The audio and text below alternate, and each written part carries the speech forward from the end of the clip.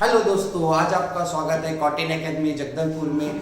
हमारे चैनल में लगातार कमेंट आ रहा था कि लोकसभा हमारे जो बस्तर के लोकसभा प्रत्याशियों के जानने के बारे में, तो इसीलिए आज हम आपके सामने लाए हैं बस्तर के लोकसभा उम्मीदवार कौन कौन है, किसने किसने नॉमिनेशन फाइल किया है, कौन कौन से नॉमिनेशन फाइल रद्द हो चुके हैं, उसके बारे में आज हम लोग पढ़ेंगे। तो देखते हैं सबसे पहले बस्तर के लोकसभा चुनाव, क्योंकि जो लोकसभा चुनाव 2024 का जो लोकसभा चुनाव है इसमें कौन कौन से उम्मीदवार हैं। तो अपने लोकसभा उम्मीदवारों के बारे में जानने के लिए आप इस वीडियो को देख सकते हैं। तो सबसे पहले हम बात करेंगे कि इस लोकसभा चुनाव में क्या स्पेशल हो रहा है, उसके बारे में देखेंगे कि इस बार वोट फ्रॉम होम लेके आया गया कि आप घर में बैठे वोट कर सकते हैं। किन लोग को यह अधिकार दिया गया वोट फ्रॉम होम? ये दिया गया है एज लिमिट 80 to 85 उम्र वाले को, 80 to 85 उम्र वालों को क्या कर सकते हैं, वो घर से वोट कर सकते हैं। और साथ में फिजिकल हैंडीकैप जो पर्सन है उन लोग भी वोट फ्रॉम होम कर सकते हैं। इसको किसने रिकमेंड किया? चीफ इलेक्शन कमिश्नर कौन है? हमारे राजीव कुमार। ये एक लैंडमार्क डिसीजन था, क्योंकि बहुत प्रॉब्लम हो रहा था कि जो 80-85 है, जो बेड में है, वो अपना मताधिकार नहीं दे पा रहे थे।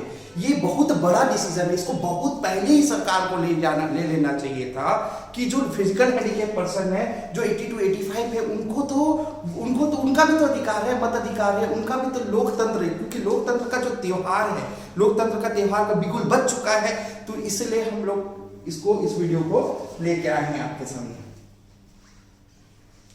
देखो कि लोकसभा कैंडिडेट में किसने किसने बस्तर से लोकसभा के लिए नॉमिनेशन फाइल किया है, उसके बारे में देखेंगे। टोटल अभी तक बस्तर लोकसभा में नॉमिनेशन फाइल का डेट 27 तारीख को था। तो अभी तक टोटल 12 नॉमिनेशन फाइल भर दिया गया है, ठीक है। उसमें से जो राजा राम नाग है, इनका नॉमिनेशन रद्द हो चुका है। तो टोटल 12 उम्मीदवारों ने नॉमिनेशन फाइल किया था। कितने में नॉमिनेशन फाइल किया था? 12 ने नॉमिनेशन फाइल किया था, जिससे जो राजा राम नाग है, भारतीय साक्षर पार्टी के उम्मीदवार, उनका नॉमिनेशन रद्द हो गया था। क्योंकि उन्होंने डॉक्यूमेंटेशन में कुछ गड़बड़ हो गया था, जिसके वजह से इलेक्शन कमीशन ने इनका नॉमिनेशन क्या कर दिया? रद्द कर दिया। तो बचे कितने? टोटल 11 उम्मीदवार बचे हैं। तो ये 11 उम्मीदवारों के बारे में जो इंपॉर्टेंट पॉइंट्स है, किसको कौन कितना साक्षर है, किसका कितना प्रॉपर्टी है, उसके बारे में थोड़ा डिस्कस करेंगे, जिससे आप एनालाइज कर सके कि आप वो वोट किसको देना है। वो वोट का अधिकार तो आपका है, तो आप बेहतर समझ जाएंगे, ठीक है। तो नेक्स्ट स्लाइड में अपन चलते हैं कि पार्लियामेंट्री स्ट्रक्चर कैसे होता है। हमारा पार्लियामेंट्री स्ट्रक्चर कैसा होता है, क्या क्या होता है पार्लियामेंट्री स्ट्रक्चर में, क्या क्या होता है? पार्लियामेंट्री स्ट्रक्चर में प्रेसिडेंट, राज्यसभा और लोकसभा होता है। राज्यसभा में कितने मेंबर है? 250, जिसमें 12 नॉमिनेटेड है, बाकी क्या होते हैं? रिप्रेजेंटेटिव 238 क्या है? रिप्रेजेंटेशन है। जिसमें लोकसभा में कितना है टोटल मेंबर? 545 है, जिसमें 513 मेंबर क्या होंगे? इलेक्टेड होंगे। बाकी 2 जो मेंबर है वो कैसे होंगे? नॉमिनेटेड होंगे। जो कौन से होते हैं? एंग्लो इंडियंस होते हैं। एंग्लो इंडियन का अभी चल रहा है, विवाद चल रहा है, एंग्लो इंडियन को दे कि नहीं दे।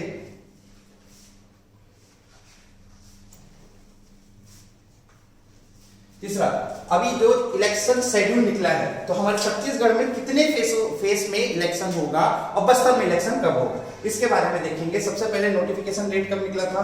20 मार्च को निकला था। लास्ट डेट ऑफ फिलिंग कितना था? 27 मार्च में बताया आपको। 27 मार्च को आपका लास्ट डेट ऑफ फिलिंग था। तो बस्तर में कितने फेस में चुनाव हो रहा है? छत्तीसगढ़ में टोटल 3 फेस में हो रहा है। बस्तर में जो फेस होगा, फर्स्ट फेस में आपका इलेक्शन डेट है। बस्तर में कब का डेट है? फर्स्ट फेज में इलेक्शन होगा। कितना तारीख को है? 19 अप्रैल को। तो याद रखिए 19 अप्रैल को आपको अपने घर से निकल के नजदीकी जो भी मतदान केंद्र है, जो स्कूल है, वहां जाके, स्कूल है, कॉलेज है, वहां जाके आपको मतदान करना है और लोकतंत्र के त्योहार में अपना पार्टिसिपेशन दिखाना है। क्योंकि सभी को मत का अधिकार है। मत अगर देंगे तो हमारे राष्ट्र के निर्माण के लिए बहुत उपयोगी होगा। ठीक है, तो हमको कितने तारीख को, बस्तर के वासी को कितने तारीख को निकलना है घर से बाहर? 19 अप्रैल, याद रखेंगे 19 अप्रैल। 19 अप्रैल को आपको क्या करना है? वोट देने जाना है। कुछ भी सभी काम छोड़ के आप वोट देने जरूर जाए, क्योंकि 19 अप्रैल जो है वो डिसाइड करेगा, हमारे प्राइम मिनिस्टर को चुना जाता है सांसद के थ्रू। तो 19 अप्रैल को आप जाएंगे वोट देने। ठीक है, तो नेक्स्ट स्लाइड पे चलते हैं हम लोग। देखो छत्तीसगढ़ में कौन कौन से 3 पोल डेट दिया गया है? छत्तीसगढ़ में 3 पोल डेट दिया है। किसने छत्तीसगढ़ में कब का वोट होगा? पहले 19 अप्रैल, 26 अप्रैल, 19 अप्रैल, 26 अप्रैल और तुम्हारा 7 मई। ये 3 डेट में क्या होगा? इलेक्शन होगा। तो छत्तीसगढ़ का कौन कौन सा है? देखो छत्तीसगढ़ का 3 पोल डेट मिला है छत्तीसगढ़ का।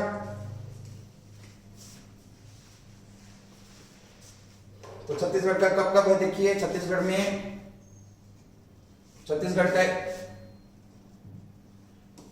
का ये 2 कॉन्स्टिट्यूएंसी का अलग है और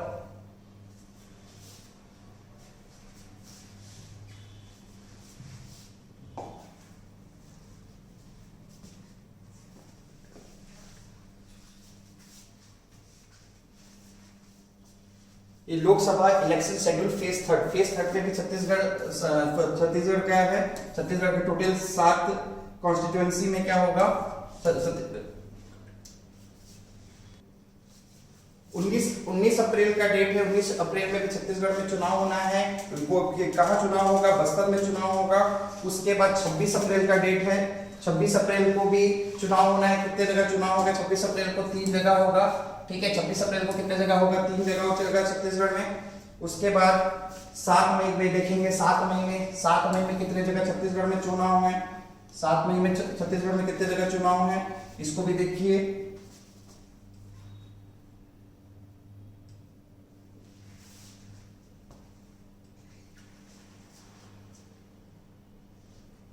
सात मई में भी छत्तीसगढ़ में चुनाव है। कितने जगह? 7 जगह है टोटल। छत्तीसगढ़ में कॉन्स्टिट्यूएंसी कितने? लोकसभा के 11 है, जिसमें तुम्हारे एसटी के कितने हैं? 4 है।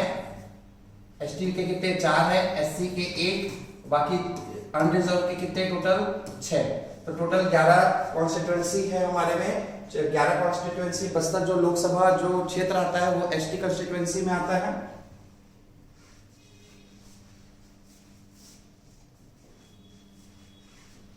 फिर बाकी फेसेस भी है जो हमारे छत्तीसगढ़ में कवर नहीं होता है। छत्तीसगढ़ में कौन कौन से पार्टी इलेक्शन में कंटेस्ट कर रहे हैं? एक तो पार्टी, सबसे बड़ा party BJP, Congress, TMC, DMK, AIADMK, YSR Congress, TDP, आम आदमी पार्टी और शिवसेना।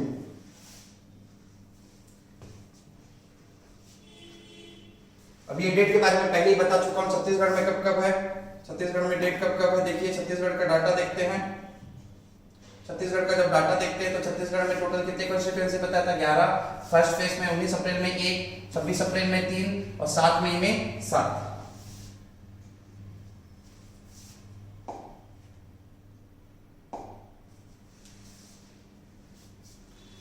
तो इंडिया में कितनी हम लोग के करंट अफेयर का है, थोड़ा सा इसको देख सकते हैं आप कि करंट अफेयर का है। कितने वोटर्स रहेंगे इस बार? टोटल इस बार वोटर होने वाले हैं हमारे 96.8। कितने वोटर रहेंगे? 96.8 वोटर रहेंगे। मेल वोटर की संख्या कितना रहेगी? 49.7 और वुमेन का कितना रहेगा? 47.1 करोड़। किसका रहेगा? वुमेन का रहेगा। इसमें सबसे इंपॉर्टेंट आप डाटा याद रख सकते हैं, 48,000 किसका रहेगा? ट्रांसजेंडर। पहली बार ट्रांसजेंडर 48,000 लोग वोट करने वाले हैं। 82 लाख वोटर 85 प्लस है, ये याद रखिए। 85 प्लस। जो भी आसपास आपके बुजुर्ग लोग मिले तो उनको बताइए कि आप वोट फ्रॉम होम कर सकते हैं। घर से आप वोट कर सकते हैं, क्योंकि 82 लाख बहुत लोगों का बहुत बड़ा एक रोल प्ले करेगा।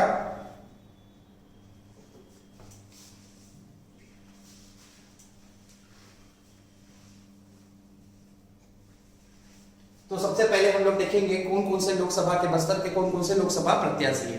तो सबसे पहले हम डिस्कस करते हैं अपने लखमा दादी के बारे में। कवासी लखमा, ये कौन से कॉन्स्टिट्यूएंसी से? विधानसभा कोंटा से पूर्व में 1998 से वो क्या कर रहे हैं, 1998 से वो पहली बार चुनाव लड़े थे। पहली बार कवासी लखमा 1995 में पंच का चुनाव लड़े थे और अब तब से जीत रहे हैं, आज तक चुनाव हारे नहीं, क्योंकि ये पंच का चुनाव जीते थे और सर्वश्रेष्ठ सरपंच का भी इनको पुरस्कार मिला है। सर्वश्रेष्ठ सरपंच का भी इनको क्या मिला है, पुरस्कार मिल चुका है। साथ में लखमा दादी, दादी क्यों बोलते पता है किसी को? लखमा दादी क्यों बोलते हैं? क्योंकि गांव के वे जो एकदम सभी का मीटिंग वूटिंग लेते हैं, जो बुजुर्ग टाइप के रहते हैं, उनको बोलते हैं दादी। ठीक है, तो लखमा दादी जो है ये मेनली कैसा है, ये पढ़े लिखे नहीं है, इनका एजुकेशन देखा जाए तो 5वीं पास है, निरक्षर में आते, कभी स्कूल का चेहरा नहीं देखे, लेकिन अपने ठेठ देसी अंदाज के लिए ये कवासी लखमा जाने जाते हैं। एक कौन से कॉन्स्टिट्यूएंसी से चुनाव लड़ते हैं? विधानसभा का कोंटा से। ये पूर्व में आबकारी मंत्री भी रहे, former cabinet minister of Chhattisgarh भी रहे हैं। ठीक है, तो इनको इस बार लोकसभा के लिए कांग्रेस का प्रत्याशी बनाया गया है।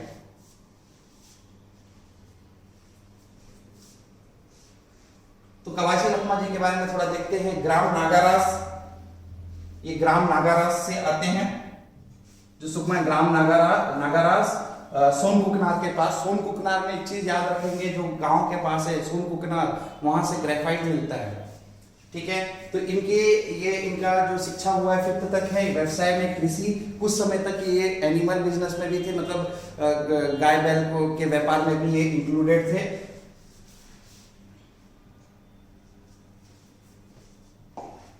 अगर इनका राजनीतिक जीवन चालू किया, सबसे पहले इनका राजनीतिक जीवन चालू होता है 1995 से। ठीक है, उसके बाद 1998 में इंसिडेंट याद रखेंगे, सीपीआई के जो वर्तमान सीपीआई के जो विधायक थे उस टाइम में, मनीष कुंजाम को हराकर कवासी लखमा विजय हुए थे। तब से आज तक चुनाव नहीं हारे कवासी लखमा। अभी तक इस बार विधानसभा में सभी के सभी मंत्री हार चुके थे, लेकिन कवासी लखमा ने जीत दर्ज किया कोंटा विधानसभा से। अब इसलिए इनको देखते हुए, क्योंकि अभी वर्तमान सांसद जो दीपक बैज जी है, उनके जगह में कवासी लखमा जी को टिकट मिला है। तो देखते हैं ये कैसे होगा, क्योंकि पढ़ाई एजुकेशन तो 5th तक है, लेकिन ये जो अपने ठेठ देसी अंदाज और मिलनसार व्यवहार के लिए जाना जाते हैं, और यहाँ नहीं, हमारे छत्तीसगढ़ में ही नहीं, बाहर तक कवासी लखमा के बहुत फेमस है। अभी तक ये सिंगापुर के भी वो कर चुके हैं, टूर कर चुके हैं। ठीक है, बहुत ज्यादा कांग्रेस का मैनिफेस्टो आ चुका है। कांग्रेस के मैनिफेस्टो में कुछ पॉइंट्स है, उसको देख लेंगे हम लोग। कांग्रेस क्या मैनिफेस्टो लेके आया है, तो कांग्रेस के मैनिफेस्टो के बारे में बताऊं तो इसमें सबसे पहले इनका जो योजना लेके आ रहे हैं, महालक्ष्मी नारी योजना है, बहुत इंपॉर्टेंट योजना रहेगा जब वो चुनाव जीतेंगे। महालक्ष्मी नारी योजना में गरीब परिवार की महिलाओं को 1 लाख एनुअली मिलेगा, और सेंट्रल लेवल में जो फीमेल का जो आरक्षण है उसको 33% से बढ़ाकर 50% कर देंगे, इनका कहना है। अभी तो मैनिफेस्टो 32 to 50% कर देंगे, 50% तक आरक्षण देंगे सेंट्रल लेवल पर। याद रखिए कौन से लेवल पर? सेंट्रल लेवल पर इन लोग कितना आरक्षण देने की बात करें, महिलाओं को 50%। और एक चीज याद रखिए, मितानिन, विपस्तर में मितानिन बहुत अंदर तक काम करते, तो मितानिनों का मनोदय डबल करेंगे। और जो भी कामकाज की महिलाएं हैं, वो कामकाज की महिलाओं के लिए जो हॉस्टल की सुविधा है, उसको भी क्या करा जाएगा, दुगना किया जाएगा। ये कांग्रेस का मैनिफेस्टो है। ठीक है,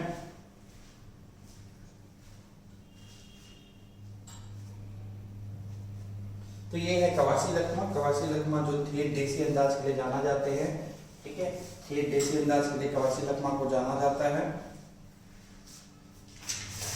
उसके बाद आते हैं हम लोग महेश कश्यप पर। महेश कश्यप मात्र 10वीं पास है, कवासी लखमा 5वीं पास है, और महेश कश्यप क्या है, 10वीं पास है। महेश कश्यप का बात करें, ये कहाँ के रहने वाले हैं? ये रहने वाले हैं तो हमारे जगदलपुर जनपद पंचायत के मेंबर भी रहे पूर्व में, और ये ये मेनली कहाँ के हैं, बस्तर के हैं। ये कहाँ के हैं, बस्तर के हैं, बतरा जनजाति में आते हैं। ठीक है, इनकी जो वाइफ है वो जगदलपुर जनपद पंचायत की मेंबर है। ठीक है, इनका अगर पॉलिटिकल हिस्ट्री का बात करूं तो सबसे पहले पॉलिटिकल हिस्ट्री ये बजरंग दल और विश्व हिंदू परिषद के साथ काम किए। ये मेनली ना जो महेश कश्यप जी है वो धर्मांतरण के विरोध में बहुत उनका नाम प्रचलित था और जो एसटी मोर्चा के भी अध्यक्ष रहे हैं, इसीलिए बीजेपी ने इनको यहाँ से प्रत्याशी बनाया है। ये भी 10वीं पास है और बहुत एक्टिव रहे हैं पॉलिटिक्स में। ठीक है, तो 1996 में बजरंग दल से इन्होंने डिस्ट्रिक्ट कोऑर्डिनेटर का पद ग्रहण किया था। फिर उसके बाद इन्होंने 2001 फिर 2010 में विश्व हिंदू परिषद, 2007 में विश्व हिंदू परिषद में काम किया है। साथ में ये 2014 में उन्होंने ग्राम पंचायत का चुनाव भी लड़ा था, सरपंच का चुनाव भी लड़ा था। कल्चा एरिया से बस्तर में आता है, कल्चा एरिया, बस्तर से कल्चा के सरपंच भी रह चुके हैं। 2016 में coordinator Bastar cultural security forum Bastar division के कोऑर्डिनेटर भी रहे हैं। उसके बाद 2017 में ये वाइस प्रेसिडेंट थे कहाँ के, सर्व आदिवासी समाज के। साथ में 2021 में इनको एसटी शेड्यूल्ड ट्राइब के मोर्चा का बीजेपी बस्तर डिस्ट्रिक्ट प्रेसिडेंट भी बनाया गया।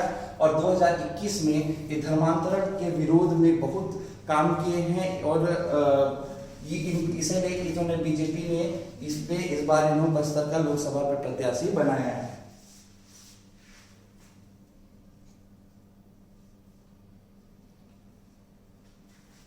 ये बाकी है, जैसे फूल सिंह कचलाम है। फूल सिंह कचलाम सीपीआई के हैं, क्योंकि सीपीआई के पूर्व में यहाँ सीपीआई का सांसद भी बने थे, विधायक जैसे मनीष कुंचाम सीपीआई के हैं। तो सीपीआई का यहाँ पहले से थोड़ा था, इसलिए फूल सिंह कचलाम के बारे में, फूल सिंह कचलाम है जो सीपीआई के उम्मीदवार है।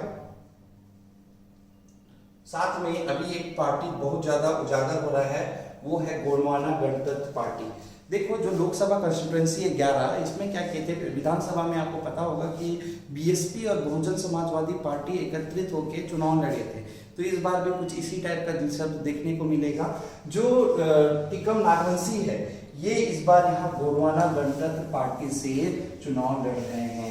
ये टिकम नागवंशी जी जो गोंडवाना डेमोक्रेटिक पार्टी से चुनाव लड़ रहे हैं। तो मैंने आपको पूरे जितने भी उम्मीदवार है, जो भी उम्मीदवार है अभी तक हमने देखा, तो सभी उम्मीदवार को एक बार आप फिर से लास्ट बार देख लीजिए कौन कौन उम्मीदवार है आपके बस्तर के क्षेत्र से। बस्तर के क्षेत्र से कौन कौन उम्मीदवार है उसको अच्छा से आप एक बार देख लीजिए। तो बस्तर से उम्मीदवार के बारे में हम थोड़ा डिस्कस कर लेते हैं। हम देखिए, कवासी लखमा जी को सांसद का इंडियन नेशनल कांग्रेस से चुनाव लड़ रहे हैं। महेश राम कश्यप बीजेपी से चुनाव लड़ रहे हैं। हामराज पार्टी नरेंद्र गुरखा जी चुनाव लड़ रहे हैं। कवाल सिंह बघेल नेशनल जनता पार्टी से चुनाव लड़ रहे हैं। आयतू राम मंडावी बहुजन समाजवादी पार्टी से चुनाव लड़ रहे हैं। क्योंकि देखिए, हम बहुजन समाजवादी पार्टी और गोंडवाना गणतंत्र पार्टी, क्योंकि विधानसभा में दोनों ने अलग अलग चुनाव एक साथ लेके चुनाव लड़ा था, लेकिन लोकसभा में इन दोनों का जमाना है तो दोनों अलग अलग हो गए। इसलिए आयतू राम मंडावी जी को बहुजन समाजवादी पार्टी से उतारा गया है और टिकम नागवंशी गोंडवाना गणतंत्र पार्टी। और गोंडवाना गणतंत्र पार्टी के बारे में आपको पता होगा, सोहन पटाई जी इसका शुरुआत किए थे, कांकेर के पूर्व सांसद रहे हैं।